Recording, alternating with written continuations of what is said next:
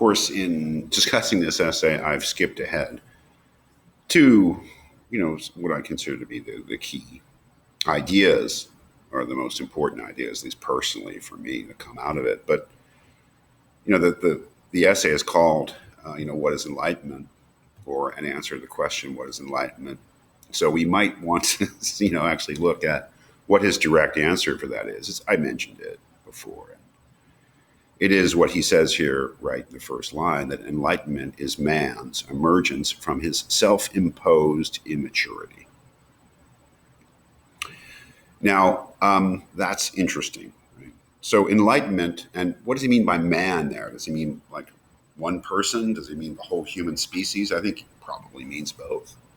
Although he's really interested in the way that the individual and the communal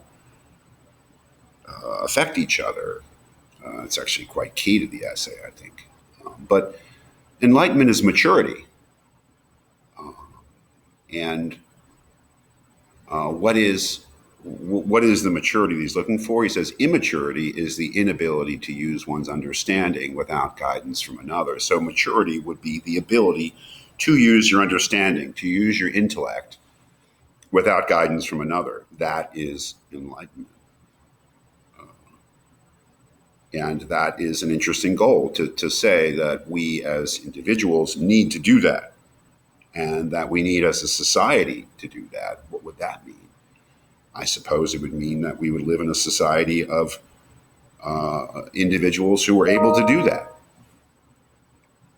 Why are we not sometimes, or not fully, able to do that? He says it's because of laziness and cowardice.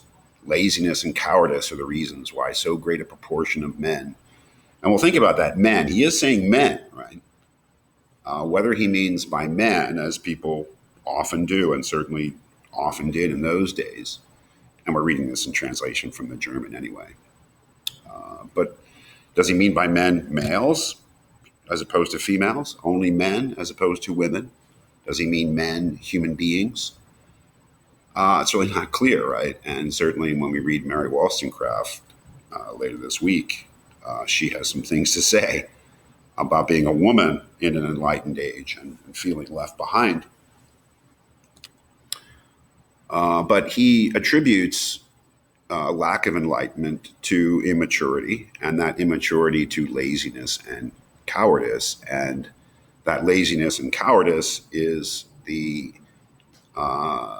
inability to try to think for yourselves, right? To relying on other people or institutions to do your thinking for you. I do not.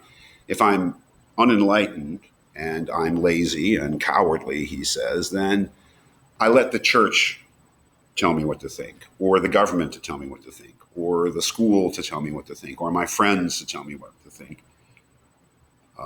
As he says, if I have a book to serve as my understanding, a pastor to serve as my conscience, a physician to determine my diet for me, and so on, I need not exert myself at all. I need not think, if only I can pay. Thinking for yourself is being enlightened, or at least being on the way to enlightenment, being able to use your reason without the guidance of another to come to your own understanding of these things.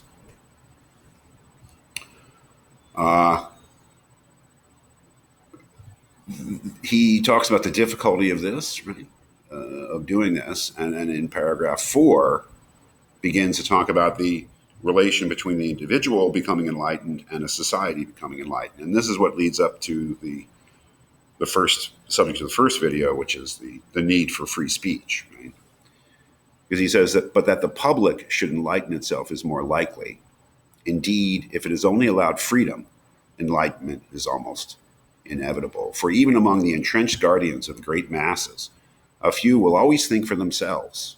A few who, after having themselves thrown off the yoke of immaturity, will spread the spirit of a rational appreciation for both their own worth and for each person's calling to think for himself. That is, if we have, there will always be individuals who will spread the idea of thinking for yourself, of being reasonable, and that this spread of ideas is exactly what he's protecting when he says that the public use of reason has to remain free, because we have to have the opportunity to enlighten each other. And that can only happen if there is free speech. So the ideas, I think most of the ideas here really do connect with each other. This idea of enlightenment is release from self-imposed immaturity. It's and that immaturity is the inability to use our understanding without guidance. To remain in a certain sense children all our lives and never really figure things out for ourselves. That is lack of enlightenment and immaturity. And maturity is learning, being able to gradually more and more think for oneself in the different areas of existence and reality and being and life.